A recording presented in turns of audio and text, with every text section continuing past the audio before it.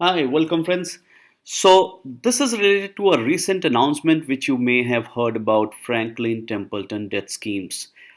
They recently closed six of their debt schemes on 23rd of April, and which is a big buzz in this industry.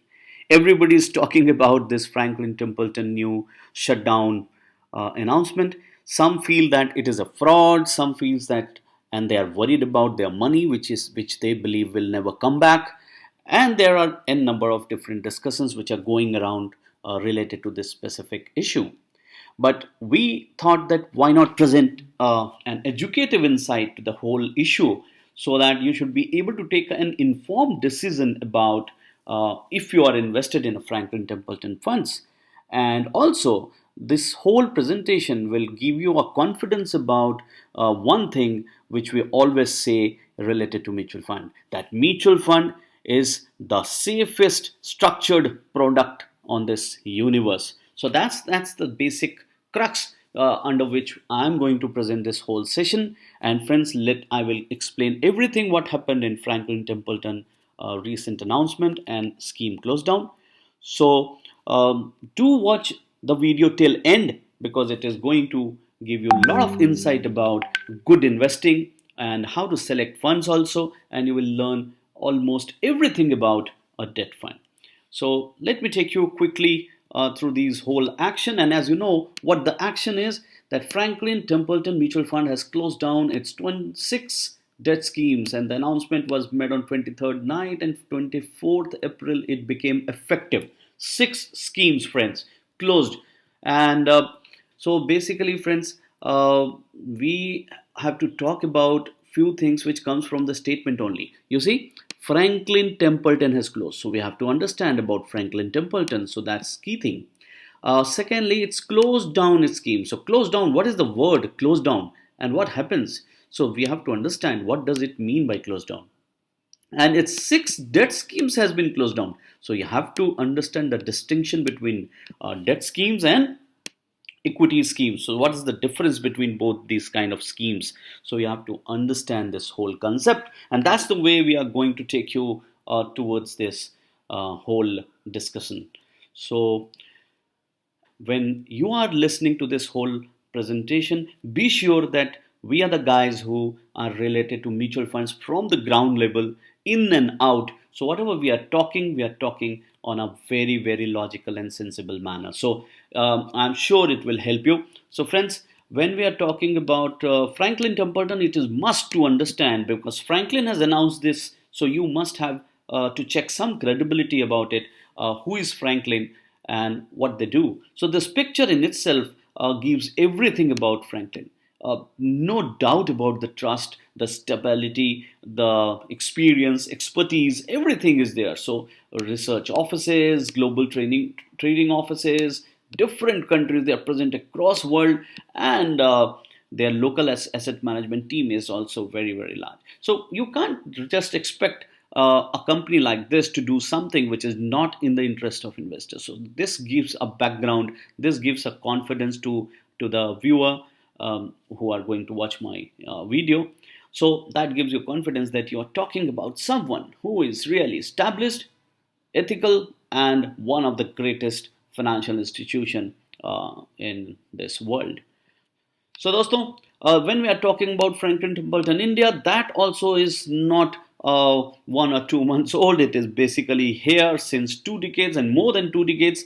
And so they have their offices in different parts of India. So now, the second thing, the key thing you have to understand about mutual fund, the Franklin Templeton Mutual Fund, which has announced this sudden close down. You have to understand basically in what kind of structure these mutual funds are available and to the customers, and what is its basic definition, roles, duties, and responsibilities. So let me talk about it one by one.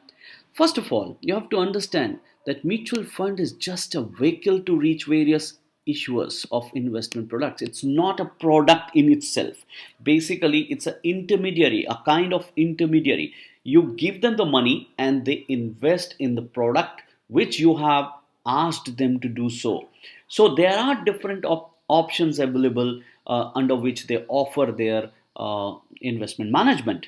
We have to give them according to, hey, take this money and go and invest in pharma fund. Hey, take this money and go and invest in bank fixed deposits and bonds. Hey, take this money and go and invest in all large cap funds. So that's the way customer gives mandate, and that mandate is called investment objective. So mutual fund is nothing but just a vehicle to take this, and in return they charge some percentage of fees which is capped by SEBI and managed by SEBI, maybe in the tune of 1.5% to 2%, but that is again regulated by SEBI, the Security Exchange Board of India. So that's the reason, friends, I say claim that mutual funds are the best and the safest product across world, because here no one is owner. You and me are the owner of the fund. So you cannot run away with your money. So the biggest safety in mutual fund is that no one can run away with your money, because every unit holder is the owner in that product. Now, so what bad can happen? Yes, the fund management can go bad. The manager may take wrong route or do wrong management. So that can happen. Your mutual fund product can deliver better return or a poor return. So that is something else. But on a credit side, on a structure side, it is completely safe. So that's what I was trying to explain you. Secondly, whenever this vehicle is launched, it's just like a bus. Imagine there is a bus and there is a station.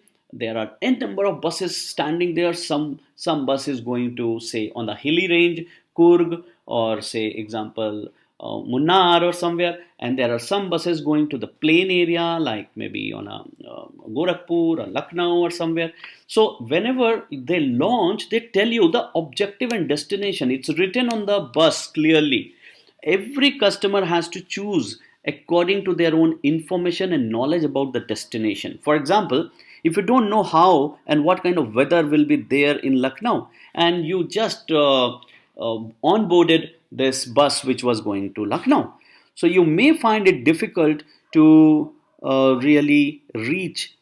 After reaching Lucknow, you may find it difficult to cope up with the heat or the area. So this can be a problem to you. So what we suggest is, and there where advisor like us or consultant like us comes into picture, we explain you the basic destination features. What could you expect by going there? What could be the journey like? Maybe it's a tough journey. It's a turning road. It's a bumpy road or something like that. So that's all you discuss with your consultant, and finally either enter through a NFO, or if it is a open-ended, you can even come any day. So you can onboard the bus at the station also, or en route also. So that's called open-ended, and you can get down the bus anytime as when you wish.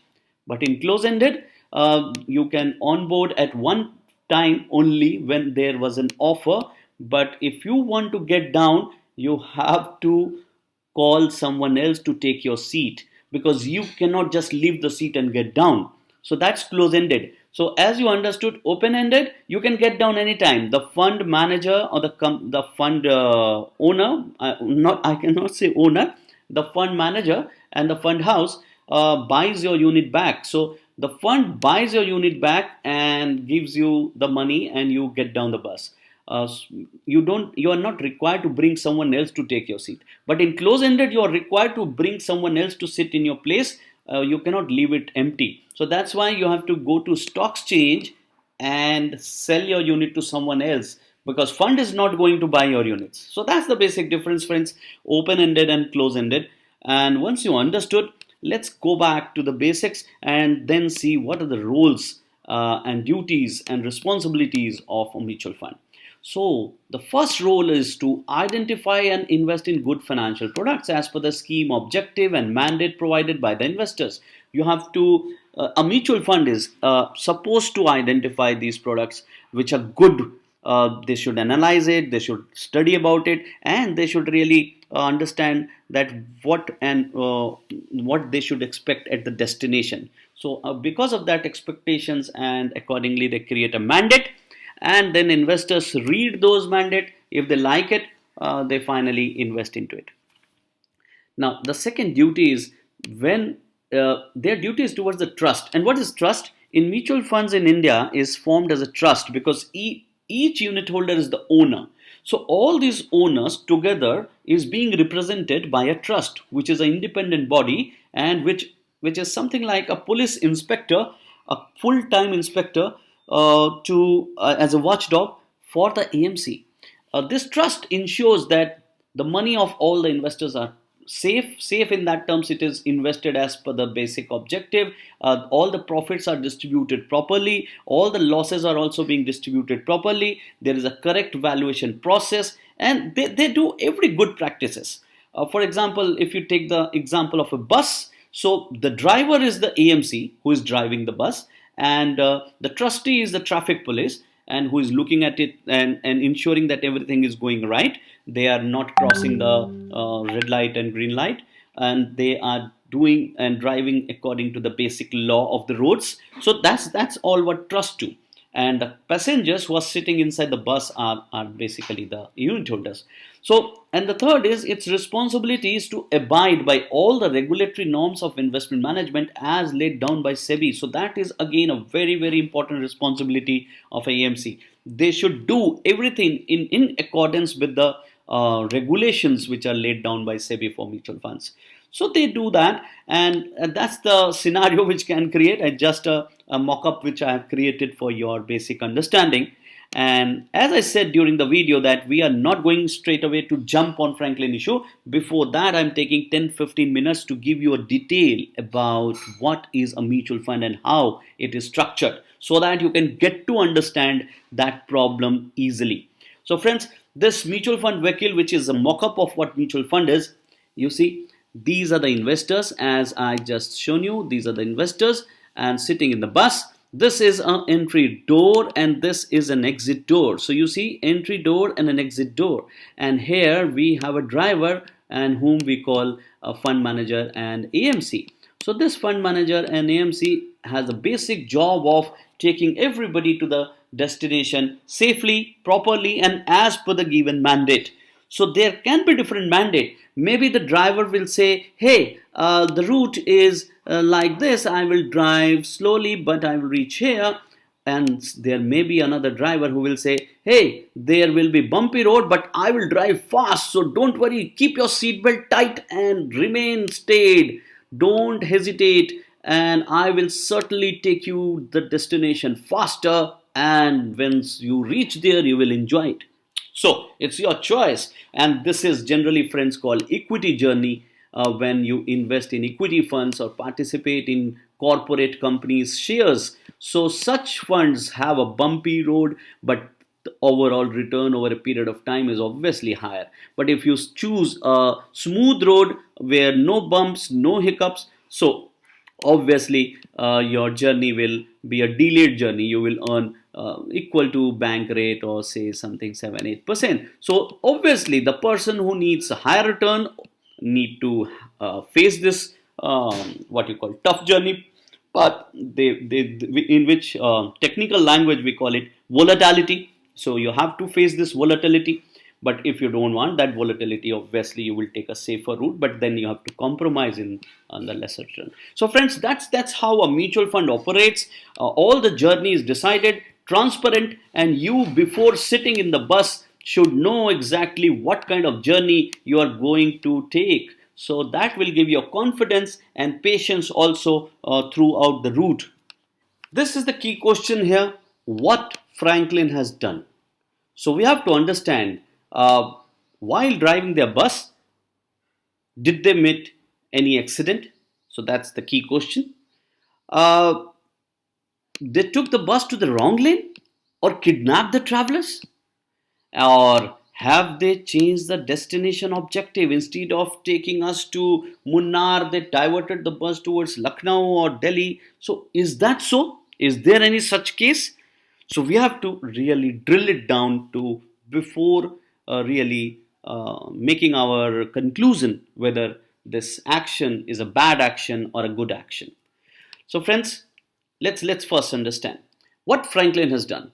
No, they have not met any accident. So that's not true. The bus was running well, it is running well, still it is running. It is still running, friends. So, first, note down this statement I am saying: the bus is still running well. Now, they took the bus to the wrong lane? No, not at all. The bus, as I said, is running in the right lane. Whatever declared, wherever they were supposed to go, they are going. No kidnapping of the travelers. Have they changed the destination objective? No, not at all. Not at all. The objective was to invest in good debt funds, means products as a lending. They were actually lending to the companies, corporates, government bonds, everything. So there were six different objectives, but one key objective of the fund was credit risk. So there was one fund among all these six names which was named as credit risk fund, under which the mandate was clear that they want to have a credit risk. They want to have a risky lending to garner higher return. So I will come on that. But first of all, nothing has changed. Objective is same as it was. So what have they done? Nothing. They just announced that the bus will not pick any new traveler with immediate effect. So no one can come in and no one can go out. So that's the basic difference. So that's the announcement they have done. And as you say, not pick any traveler with immediate effect. They announced that the bus will not stop in between. So finally, it will deboard according to the stations which will get matured, and everybody will get their ticket reimbursement in proportionate manner. For example, once you reach a destination or one product of theirs get matured, they will return the money. Then again they will return the money when they get redemptions from time to time. So they have the journey, for example, A to B, and have different products. And say example, it's a 3-year product. So when the portfolio has a 3-year product, so A to B journey will finish in 3 years. So for that particular product they will return money in 3 years.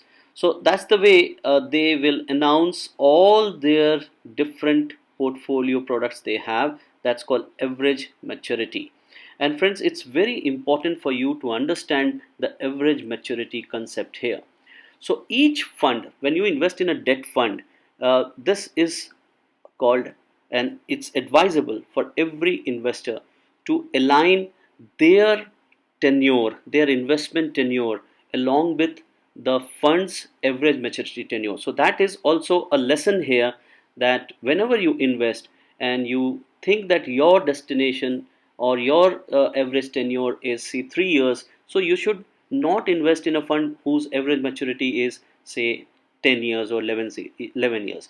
For example, let me show you something here just to give you an insight. So as you see here, it's a fund category across all the industry. Let me sort it out with 1 year return. As you see here, uh, there are different schemes under this mutual fund industry, and it's all debt, debt long term, debt short term, and different categories are here. So that's the way you see there are different debt funds. For example, you click here, debt long duration, and let me check any of the long duration fund here. Let me click ICICI Prudential uh, long term bond. So as I clicked here, and you will get to know that this fund has an average maturity. Let me check here. uh, I'll scroll down. Yeah, see, so this is modified duration, it's 7.6, and average maturity 11.4. So if anyone is investing in this fund who has a tenure not more than 1 year, or who is investing for a shorter term, is not advisable, because otherwise you will get trapped in this interest rate volatility chart. So as a long term, if you see, this fund has done well, really nice, because it has beaten the normal benchmark also, and giving you more than the bank deposit rate. Last 3 year or 10 year return, you see 8.4 something. So it's good. You have got something which is uh, in capital gain also, and also a return higher than the normal fixed deposits over a period of time. So not at all a big issue. You can really make your money as desired if you align your longer tenure, or the tenure of the fund along with your tenure. So that's very important in case of debt funds. Otherwise, if you have a shorter tenure and you invested your money in a longer tenure fund, so there will be a mismatch like you see here. There is a drop in interest rate, rise in interest rate, and drop in the prices. So you may get trapped here. So that's what I wanted to really focus upon. As you see, the portfolios here are all good AAA rated, fantastic investments done, and they have lended to like government security, or even say good AAA rated companies. So you have to have almost, say, not exactly 11 years, but at least 7 years or 6 years in hand. So that's the way you will really reap the advantage which is shown here in the graph as a total return. So these are the few things you should get educated, and you should discuss with people like us when you are investing or selecting a debt fund. So that's what I wanted to mention in this slide. Let's go back and see. As I said, these are the three things you should really understand, and that's what Franklin has done. And they will manage to return the money according to different tenures of their product which they have closed down. The average maturity is something which you should really wait for. Maybe in a ultra short you will get your money back in 3 months, or in a long term like their credit risk or other funds, you may get your money returned in 2 years or 3 years. So they have already released their chart of product maturity, and accordingly they have announced openly to the audience that what is going to be their frequency in terms of money return. So, what is bad in this whole scenario? So, as a traveler, I was sitting in the bus expecting it to take me to, say, example, Mumbai, but now it is saying that I will drop you maybe before Mumbai because I'm not running this bus anymore. So, maybe you will get your money back, and your long term destination will not be met. Secondly, they are saying that you have to change your bus once it reaches Delhi, because then money will come to you and you have to reinvest it. So instead of you're waiting and what you call accomplishing your basic objective, you will get money back. So that's going to be bad for a traveler. They have to now again select a different kind of funds or find the different avenue, and there may be the reinvestment risk which may come into factor, because say example, when the bus will reach Delhi, they will return all your money after say 1 year or 2 years, and interest rate in then in that context may not be so attractive. Like for example, you got your money back at a 8 or 9% yield, and you have to invest those money at 2% papers which are available. So that may be the bad day for you. But still, you are going to get your money with full charge, full return. And secondly, last thing which is very important here to be mentioned, that although you know that this bus is not going to really reach the longer destination, and you know that you have to get out of it by force, but you cannot opt it on your own. So my fears and apprehension as a financial consultant and advisor here is why the driver has announced this winding up of this journey. So this is a very key question.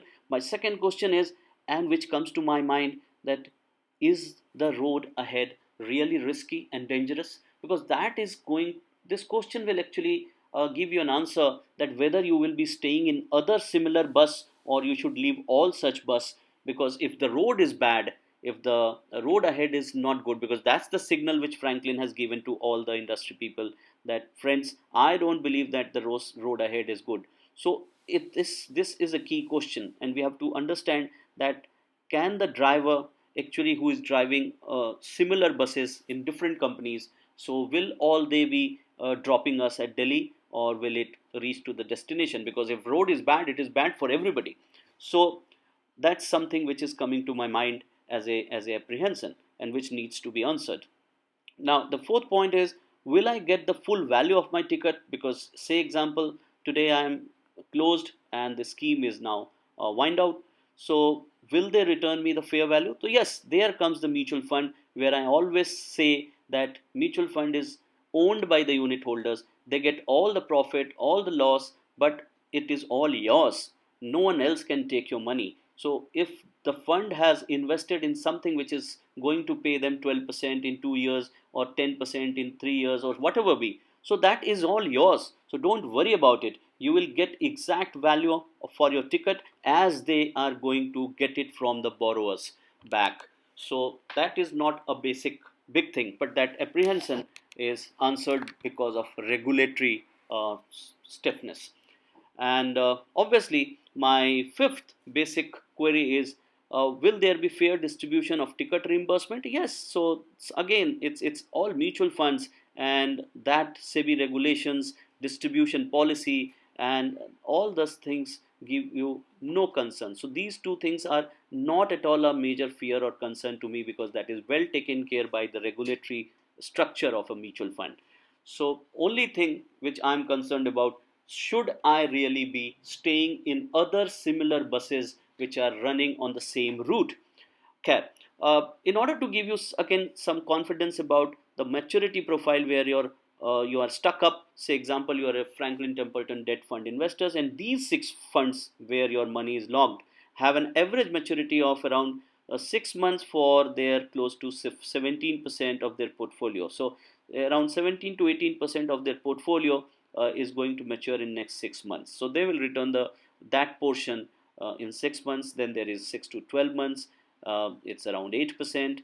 And if you go by these all charts, you see that in 36 months it's 19, in 60 months it's 12. So these are the figures which are being openly published by them. You can see and view in anywhere, like in their fact sheet or even in their basic circulation. So one thing for sure, that your money is going to be returned in different stages and as and when they get. But this is one thing which I would like to explain here, that's called put option. So these are the longer periods when their funds are going to get mature whom they have lended, but that does not mean you have to wait till so long, because they can exercise put option in those bonds, and under that they can get money even before maturity. So these are the schemes where their average maturity is being mentioned here and the total amount is also mentioned here. The only situation where I have a worry is a Franklin India Credit Risk Fund. So not, my worry is, again as I said, is not about the money return or a distribution, but my worry is, should I really exit from all the credit risk funds? So that is the biggest question here. Is this all about the route or the driver? As I said, I fully agree there is a problem in route, not in the driver, because Franklin Templeton is an established brand, and as I explained you in the beginning of this session, that driver, I think there is no doubt that, and I have my full trust on this, and because they have different schemes, they are established players, they know how to drive the bus, and no question about it. So the only problem is the route. So as far as their step is concerned, they are the best and experienced driver, and I think that today we should really focus on the problem, which is related to the route, because that will again conclude in terms of my suggestion, that what as an investor you should really act or really look at. So is there an advanced signal? Yes, that's what is the takeaway of the whole session. There is an advanced signal for the route, and I assume that if such a good fund house has got such a anticipated problem, so it is more about the route, and we should really think about changing all the buses which are running on that route. So their anticipation has to be respected. They have changed the strategy, which is very good. I believe that they had the best option which they exercised, because otherwise people who would have been sitting in the bus may had got a major accident, or they may also would lose on their capital, because if they would not have closed the doors, people who are redeeming, like corporates, large investors, HNIs, because of liquidity, they would really leave the remaining investors in a loss making scenario. So now let us learn something about the journey, because that is very important. once you understand that the buses which are running in our mutual fund industries are the debt fund, they are equity funds, and they are hybrid funds. So what is a debt fund? Basically, when you aim to travel on a smoother road and want your objective is close to fixed deposit rates, then you actually choose a debt fund. So here your return is secondary, but your safety is the primary thing. So you generally want a smoother ride, so you will get a lower returns close to bank. But there are humpy roads or maybe a very distorted routes, but the speed is very high. So those who are able to absorb this kind of road or this kind of volatility, which we say, they only go for equity because their aim is to uh, return maximize their return. So that is the key objective. So that's why you are ready to take adventurous and tough routes. So equity is very clearly, it's if you want to reach Everest, you have to take that kind of tough route. And hybrid is a mix of both debt and equity, where we rely on a fund manager who could really manage sometimes, and when they see opportunities to run away from a tough route to a smooth route, and again come back from a smooth route to tough route. So that's the way these debt hybrid funds perform. They have some portion in debt, some in equity, and they keep changing their allocation dynamically. So Franklin, as far as concerned, has got a debt fund category, and there are different kind of debt funds under their category. So we are currently obviously not talking about equity. Nothing happened there. Hybrid is also not a discussion point here. We are talking about the debt funds where they lended to people, and those lendings which they have done, they doubt that there can be a smooth liquidity process in days to come. So that's the reason Franklin, if you see, they have lot many debt funds. They have not closed all. They have closed only a few six debt funds where they believe that redemptions pressure were high. People were jumping off the bus in anticipation or in case of liquidity. So nobody was jumping from the bus because fund was not performing well. They were jumping because they needed money. So in order to stop that sudden jump from the bus, they took this tough step. As far as equity is concerned, they have huge range of equity doing very well. And you see, there is one fund, US Opportunity Fund also, which is again delivering fantastic return in this crisis also.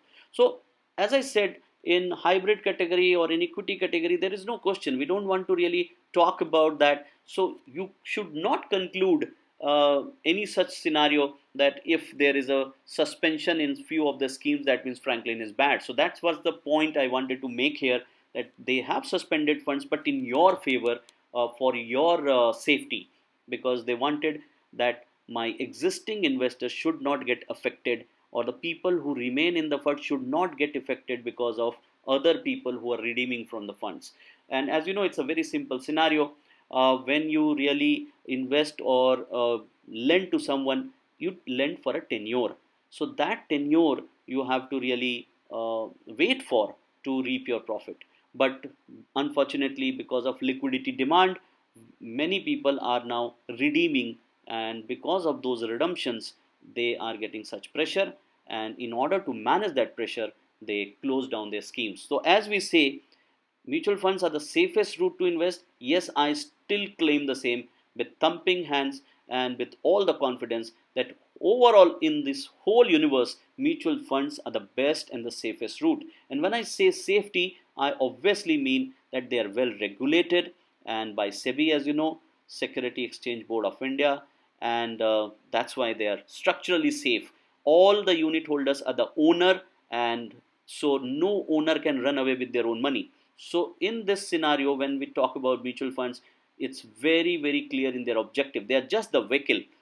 They announce different objectives, like some bus is going to Himachal, some bus is going to Lucknow, some is going to Mumbai. You have to choose your objectives, which kind of route you are comfortable with. And as you know, in my previous slides, I have presented that there are different routes for all the destinations. Some are bumpy, some are smooth, and accordingly, they do whatever do is a transparent action. That's called daily NAV.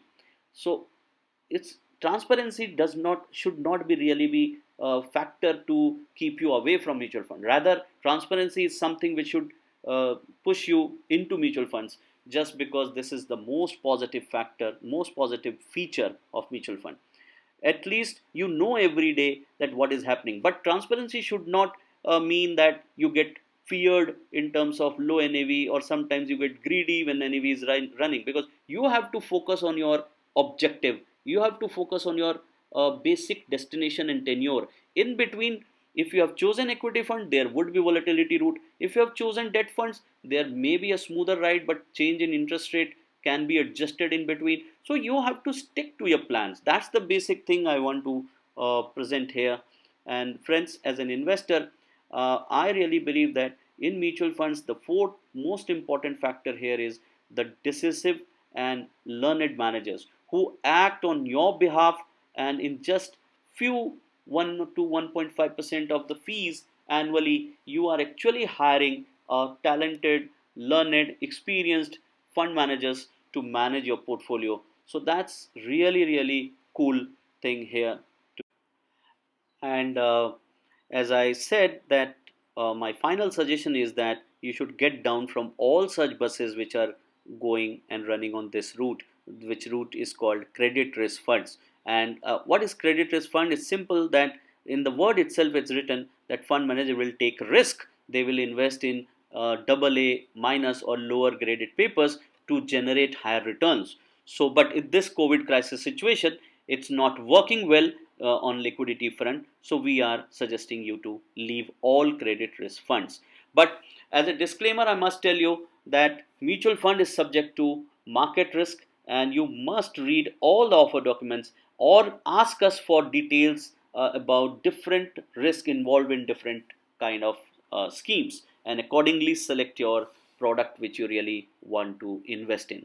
So that's very important. And for example, you see how to apply this kind of information is, say you are investing in a mutual fund and you have a different objective. So there are different products, as I said. Say example, you are going from a destination A to destination B. You have multiple routes to choose. And say example, there is a route which is a smoother road, no bumpy or no breakers in between, so it's a low risk product. There may be a medium risk product which is like this. There can be a road like this, and it is going to be, say, high risk product, or this is very high risk product. So there are SEBI defined stamping to each of the schemes which are under low, moderate, moderately high, and very high. So accordingly, you should first look at the route, because that will give you a confidence. Because say example, you have to reach a destination faster, you have to take a tough route. But if you have time in your hand and no requirement, you want to go slow, then you go for a conservative route. So that all depends upon the discussion when you do give us your objective of investments, discuss about tenure. We come out with a different proposition of schemes according to the risk factors. And obviously, when I'm talking about risk, it's all about market risk. Now, the views and analysis, as I said, is completely mine. And when I'm doing that, it's I take onus of whatever I'm saying. But again, the figures, discussions, and whatever is done, it is meant for my private customers, and it is only for private circulation. So this is not a public announcement which I am making. So it is only for my customers whom I am handling. This is a personal webinar. So this is again to be treated as a private view. And this webinar should not be treated as a suggestion to buy or sell anything straight away from here, because this is not a complete risk profiling tool. It is just a common analysis of an event which has happened, and I have added some educative value to it so that you take very informed decision whenever you are looking at your portfolio or you are worried about your investments. So that's the way, friends, and it's all from my side. Do contact us. These are the numbers which are available for you, and you can call me freely anytime. And also do visit my website whenever you feel like getting more details about your portfolios and investments.